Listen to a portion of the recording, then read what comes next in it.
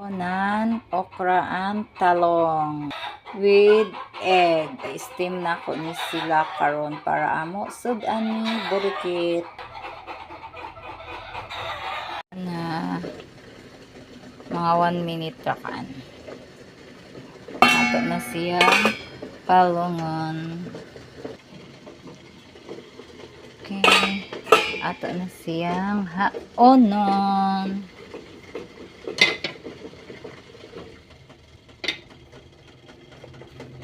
Ito na to diri sa plate.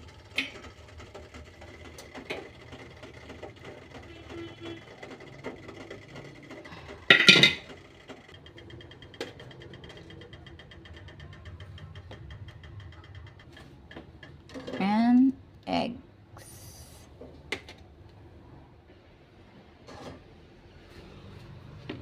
Tara na. So, jari na mga kasigsing, anako din na po ana, okra, talong og eggs. Kanina eggs, sa amo ning mga manok, fresh good ni siya na. At syempre na ako'y taran amahong. Muning giadto na usap palingki mga kasingsing, di ba kalami, tapos na ay rice. Kaning rice bahaw ni siya, mas ganahan kog bahaw kay init man ag sudan.